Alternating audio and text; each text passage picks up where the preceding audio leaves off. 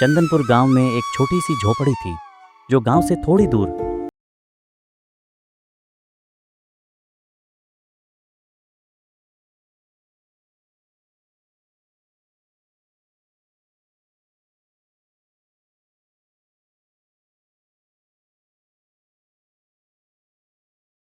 Cut रहे थे। सुबह का समय था। झोपड़ी के बाहर हल्की धूप उतर रही थी।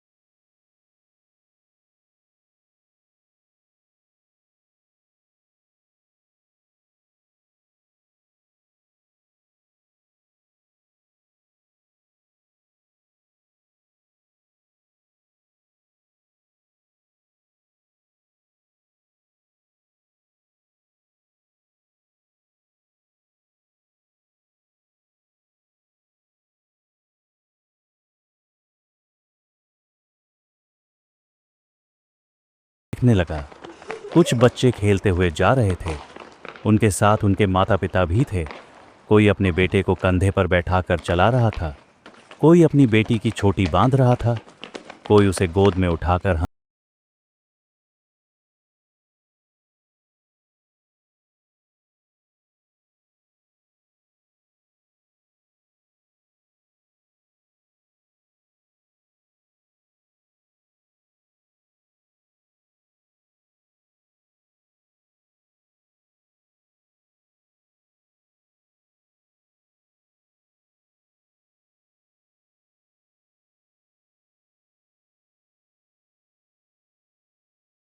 चल पड़ा।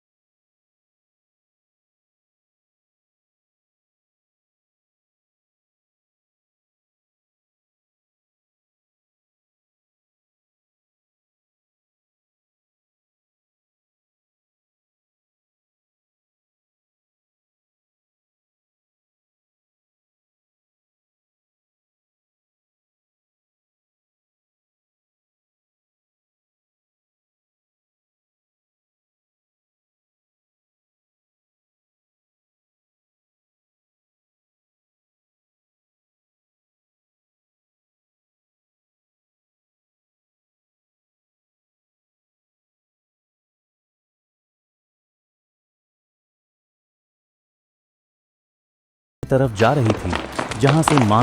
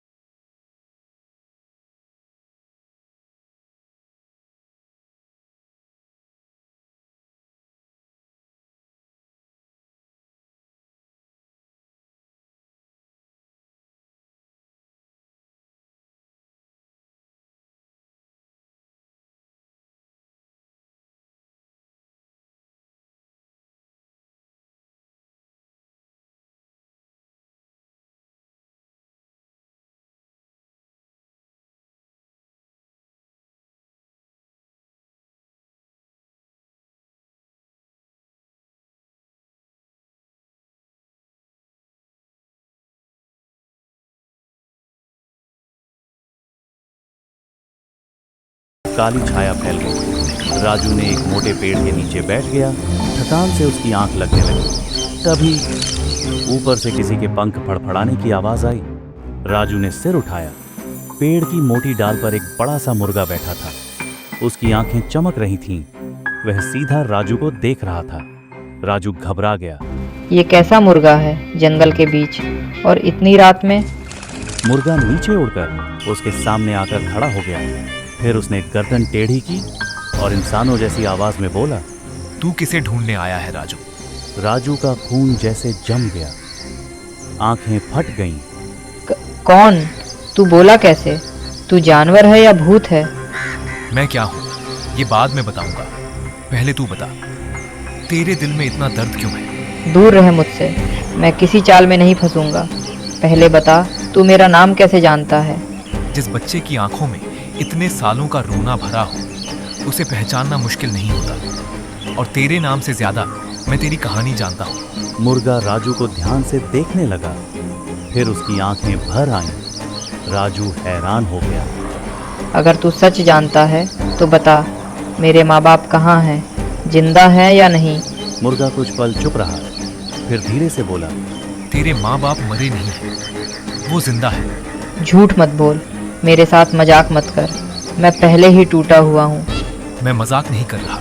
तेरे माँ बाप इस दुनिया में हैं, पर जहाँ हैं वहाँ तक पहुँचना आसान नहीं। मुझे रास्ता बता दे, चाहे आग से गुजरना पड़े, चाहे जान चली जाए, मैं जाऊंगा। इतनी जल्दी मत बोल। जिस रास्ते की बात कर रहा हूँ वहाँ कई लोग गए, पर लौटे नहीं। तू रो क्यों रहा है? क्योंकि तेरे दर्द में मुझे अपना दर्द दिखता है। मैं भी कभी तेरी तरह इंसान था। राजू एकदम चौंक गया। क्या मतलब? तू भी इंसान था? हाँ, मैं भी इसी इलाके के एक गांव में रहता था। मेरा भी घर था, मेरा भी नाम था। पर एक क्रोधी साधु ने मुझे इस रूप में बांध दिया। तो फिर मुझे मेरे माँ बाप तक कौन पहुँचाएगा? वही साधु जिसने मेरी जिंदगी छीनी, वही तेरी जिंदगी लौटा सकता है। हवा फिर तेज चली। पेड़ों के पत्ते जोर से हिले। राजू अब डर नहीं रहा था। उसकी आंखों में उम्मीद लौट आई थी। वो साधु कहाँ मिलेगा? अभी बताओ, इसी वक्त बताओ। जल्दी मत कर। उस तक पहुंचने से पहले तुझे अपनी हिम्मत साबित करनी होगी, क्योंकि जो सच तू मांग रहा है उसकी कीमत बहुत बड़ी है। मैं बचपन से कीमत देता आया हूँ, अब सच लेने की बारी है। सुबह होते ही पूरब की तरफ चलना। 3 सूखे पेड़ मिलेंगे, उनके आगे काला रास्ता होगा। वहीं से तेरी किस्मत शुरू होगी। और अगर मैं वहाँ पहुँच गया? तो या तो तेरे माँ बाप मिल जाएंगे या फिर तू कभी वापस नहीं आएगा। इतना कहकर मुर्गा पंख फैलाकर उड़ गया। राजू उसे देखता रह गया। उसकी धड़कन तेज थी, डर भी था, पर पहली बार उसे लगा वह अकेला नहीं है। आज जंगल में राजू सोया नहीं। वह पेड़ के नीचे बैठा आसमान को देखता रहा। कभी तारों को देखता, कभी आंखें बंद करके अपने माता पिता का चेहरा सोचने की कोशिश करता, मगर हर बार सामने सिर्फ खालीपन आता। जैसे ही सुबह की हल्की रोशनी फैली, वह तुरंत उठ खड़ा हुआ। उसे मुर्गे की बात याद थी। पूरब की तरफ जाना है, तभी सच मिलेगा। आज मैं डर कर वापस लौट गया तो जिंदगी भर रोऊंगा। चाहे रास्ता कितना भी कठिन हो, अब मैं पीछे नहीं हटूंगा। मैं अपने माँ बाप का सच लेकर ही लौटूंगा। उसने तालाब का पानी पिया, चेहरे पर छींटे मारे और पूरब की तरफ चल पड़ा। जंगल का यह हिस्सा पहले से ज्यादा घना था। पेड़ों की शाखाएं आपस में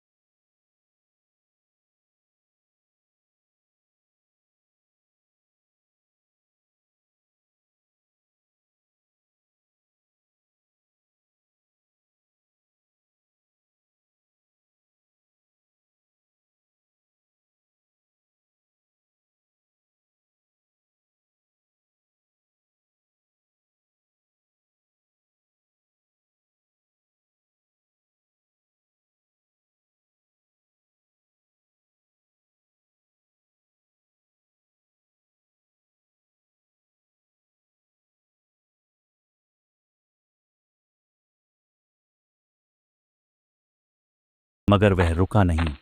तभी सामने तेज बहती एक छोटी नदी आ गई। पानी बहुत तेज था, कोई पुल नहीं था। राजू ने इधर उधर देखा तो एक टूटा हुआ मोटा लकड़ी का तना पड़ा था। उसने पूरी ताकत लगाकर उसे नदी पर डाला। अगर गिर गया तो बह जाऊंगा, लेकिन अगर डर गया तो जिंदगी भर खुद को माफ नहीं कर पाऊंगा। वह धीरे धीरे लकड़ी पर चढ़ा। नीचे पानी गरज रहा था, हवा चल रही थी, लकड़ी डगमगा रही थी। बीच में पहुंचते ही उसका पैर फिसला और वह घुटनों के बल बैठ गया। उसका दिल जोर जोर से धड़कने लगा। नहीं, अभी नहीं हारूंगा।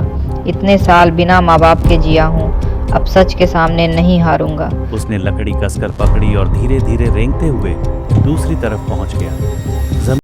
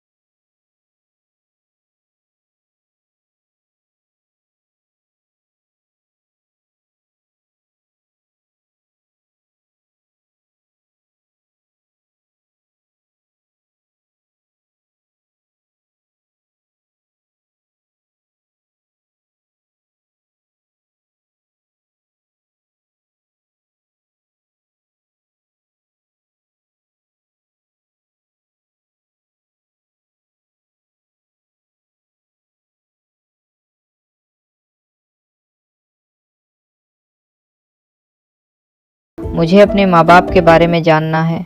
अचानक अंदर की आवाज बंद हो गई। चारों तरफ ऐसा सन्नाटा छा गया जैसे हवा भी रुक गई हो। अंदर आ। राजू अंदर गया। फिर अंदर धुएं के बीच एक बूढ़ा साधु बैठा था। लंबी जटाएं, बंद आंखें, हाथ में माला। कुछ पल तक वह चुप बैठा रहा, फिर बिना आंख खोले बोला, जिसे दर्द यहाँ तक खींच लाए वह खाली हाथ नहीं लौटता। महाराज, मैं अपने माँ बाप को ढूंढने आया हूँ। बचपन से उनके बिना जी रहा हूँ। अगर आप कुछ जानते हैं तो मुझ पर दया कीजिए। तू निर्मला का पोता है ना? हाँ महाराज, मैं निर्मला दादी का पोता हूँ। तो आप मेरे माता पिता को भी जानते हो तो मुझे सब बता दीजिए। मैं सालों से इसी सच के लिए तड़प रहा हूँ। राजू की बात पूरी भी नहीं हुई थी कि साधु गुस्से में खड़े हो गए। उनकी आंखें लाल हो गईं और आवाज गूंज उठी। तुझे यहाँ किसने भेजा है बेटा? सच सच बता, क्योंकि झूठ बोलने वाला इस कुटिया से जिंदा बाहर नहीं जाता।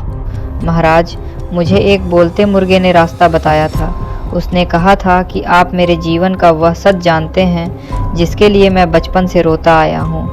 मैं चंदनपुर से आया हूँ। मेरा नाम राजू है और मेरे पास खोने को कुछ नहीं है। मुर्गा? तो वह अभी जिंदा है। महाराज, मैं नहीं जानता वह कौन है या क्या है। मैं इतना जानता हूँ कि मैं बचपन से बिना माँ बाप के जी रहा हूँ। दूसरों को हंसते देखा है, खुद चुपचाप रोया हूँ। दूसरों को माँ की गोद में सोते देखा है, खुद मिट्टी पर सिर रखकर सुबह की है। तू यहाँ तक आया है, इसका मतलब तेरे दर्द ने तुझे धक्का दिया है, वरना यह रास्ता कोई शौक से नहीं चलता। महाराज, जब हर बच्चे को माँ की गोद मिलती हो और एक बच्चा मिट्टी पर सिर रखकर सोता हो, तब दर्द खुद रास्ता बन जाता है। मुझे किसी ने नहीं भेजा, मेरी तकलीफ ने मुझे यहाँ तक खींच लाया। साधु ने उसे ऊपर से नीचे तक देखा। अगर मैं तुझे सच बता दूं तो तेरी जिंदगी बदल सकती है, और अगर तू सच सह ना पाया तो टूट भी सकता है। महाराज, जो बच्चा बिना माँ बाप के बड़ा हुआ हो वह टूटना बहुत पहले सीख चुका होता है। हर सुबह उठकर उस खालीपन के साथ जीना वही सबसे बड़ा टूटना है। अब मैं सिर्फ सच चाहता हूँ, चाहे वो कितना भी कड़वा हो। सच मुफ्त में नहीं मिलता बेटा, पहले तुझे अपने दिल की ताकत साबित करनी होगी। महाराज, मैं भूखा चला हूँ, नंगे पांव चला हूँ, जंगल में रात बिताई है, नदी पार की है, मौत जैसे रास्ते पार करके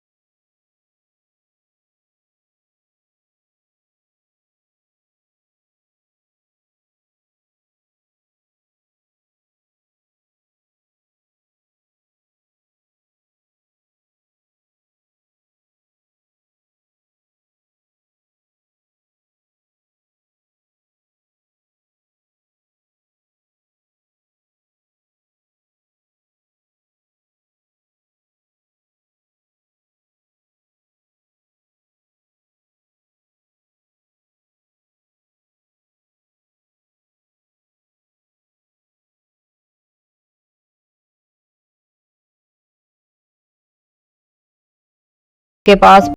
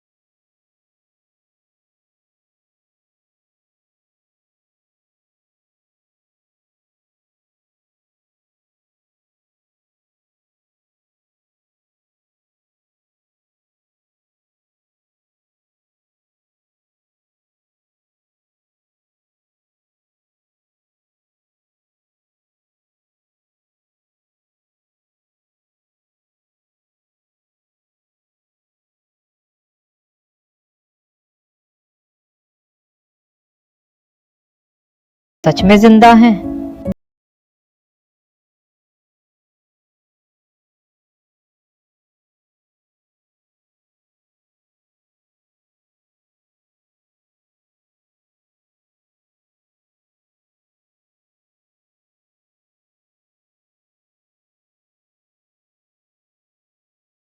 आखिरी बात सुनकर राजू कुछ देर तक वहीं खड़ा रह गया।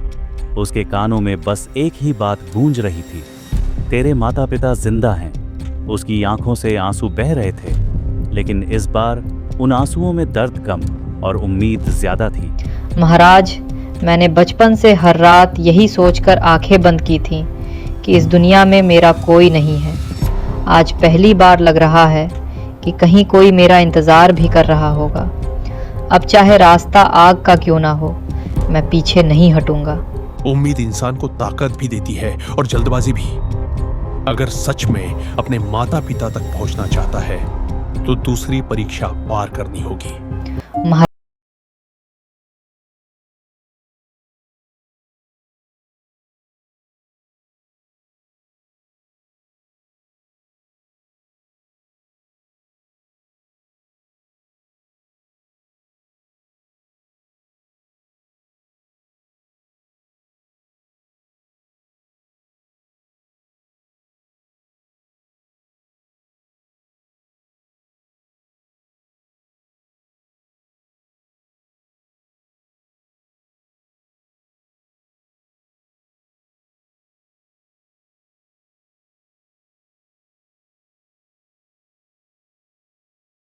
अजीब आवाज कर रही थी, लेकिन उसके कदम पहले से ज्यादा मजबूत थे।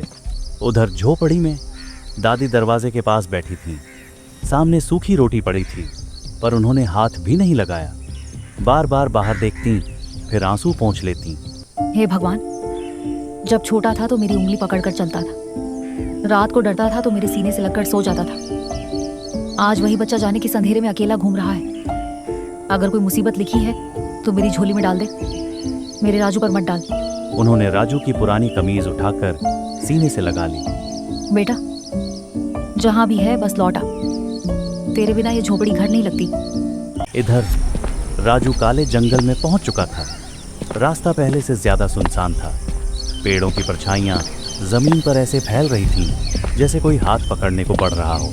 मैं डरने नहीं आया, मैं अपने माँ बाबूजी लेने आया हूँ। कुछ दूर जाने पर उसे सामने एक बूढ़ी औरत रोती हुई दिखी। वह जमीन पर बैठी सिर पकड़कर रो रही थी। बेटा, मेरा सहारा खो गया, मुझे अकेला मत छोड़। राजू के कदम रुक गए। उसे अपनी दादी याद आ गईं। अगर तू सच है तो भगवान तेरे साथ हो, अगर धोखा है तो आज मैं नहीं रुकूंगा। वह आगे बढ़ गया। थोड़ी दूर गया तो एक छोटा बच्चा रास्ते में बैठा रो रहा था। उसके कपड़े फटे थे, आंखों में डर था। भैया, मुझे बहुत भूख लगी है, मुझे घर ले चलो। राजू जैसे अपने बचपन को देख रहा था। मैं भी कभी ऐसा ही रोया था, पर मुझे उठाने कोई नहीं आया। आज अगर रुक गया तो फिर कभी अपने माँ बाप तक नहीं पहुँच पाऊंगा। मुझे माफ़ करना। उसने आंखें फेर लीं और आगे बढ़ गया। तभी एक मीठी आवाज उसके कानों में पड़ी। बेटा, मैं तेरी माँ हूँ, बस एक बार मुड़कर देख ले। मैंने तुझे बहुत ढूंढा है। राजू वहीं जम गया। उसके होंठ कांपने लगे। माँ, अगर सच में हो तो थोड़ा और इंतज़ार कर लो। मैं बरसों बिना माँ के जी गया, अब मंजिल के पास आकर नहीं रुकूंगा। वह रोते हुए दौड़ पड़ा। कुछ देर बाद उसके सामने पुराना कुआं था। टूटी दीवारें थीं, भीतर गहरा अंधेरा था और नीचे से नीली रोशनी चमक रही थी। यही है। उसने पास पड़ी रस्सी उठाई और नीचे उतरने लगा। नीचे अंधेरे के बीच पत्थर पर नीला दीपक रखा था। उसकी लौ बिना तेल के भी जल रही थी, जैसे किसी का इंतजार कर रही हो। राजू नीचे पहुंचा और दीपक उठा लिया। तभी कुएं में तेज चीख गूंजी। वापस रख दे। दीवारों से काले साए निकलने लगे। किसी ने उसका पैर पकड़ा, किसी ने हाथ खींचा। कौन है? छोड़ो मुझे। हे भगवान, यह क्या हो रहा है मेरे साथ? चाहे कुछ भी हो जाए, मैं खाली हाथ नहीं जाऊंगा। मैंने जिंदगी भर बहुत खोया है, अब नहीं।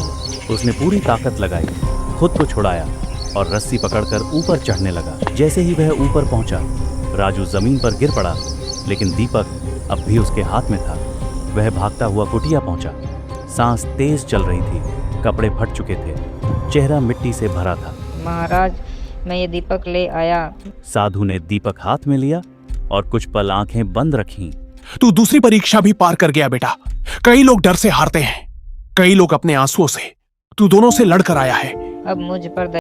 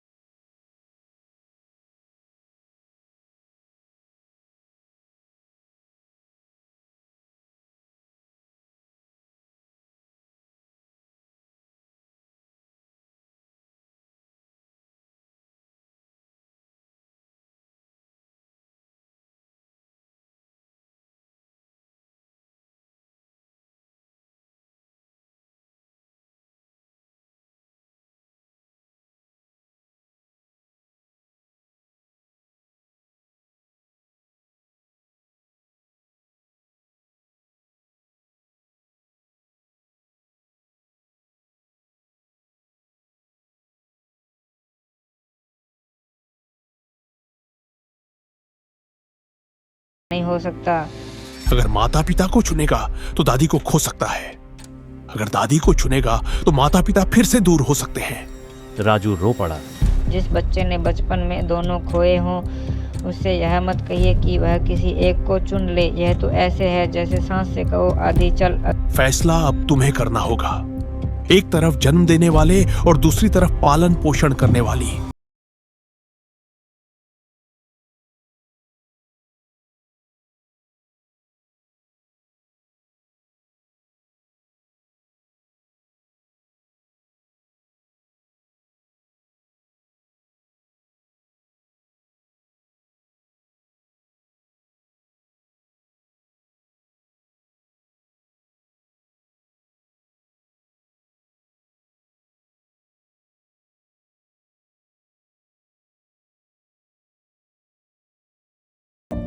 यही आखिरी परीक्षा थी।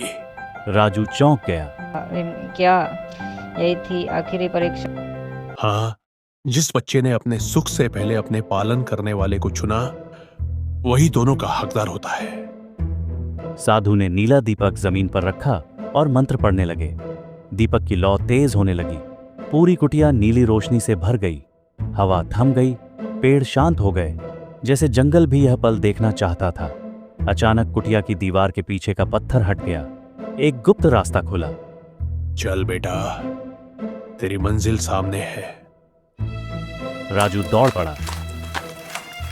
रास्ते के अंत में लोहे का पुराना दरवाजा था। साधु ने हाथ रखा और दरवाजा खुल गया। अंदर दो कमजोर चेहरे बैठे थे, हाथों में जंजीर।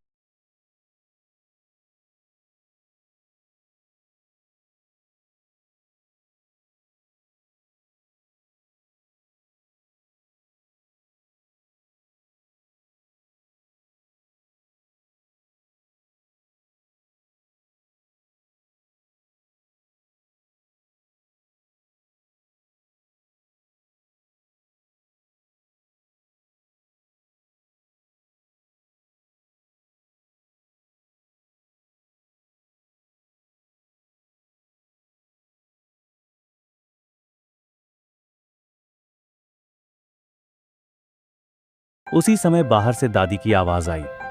राजू बेटा। राजू दौड़कर बाहर आया। दादी खड़ी थी, कमजोर जरूर थी मगर मुस्कुरा रही थी। दादी, वह उनसे लिपट गया। मैंने आपको बहुत गलत समझा, मुझे माफ कर दो।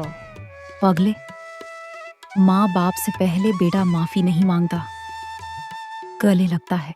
तीनों एक दूसरे को देखते रहे। टूटा हुआ परिवार फिर जुड़ चुका था। राजू ने पीछे मुड़कर साधु को देखना चाहा, पर कुटिया खाली थी। दादी धीमे से बोली, बेटा, वही साधु तेरे दादा के दोस्त थे। तेरे परिवार पर हुए जुल्म का बदला लेने को वर्षों से इंतजार कर रहे थे। राजू की आंखें भर आईं। सूरज निकल आया था। पहली बार चंदनपुर की सुबह राजू को अपनी लगी।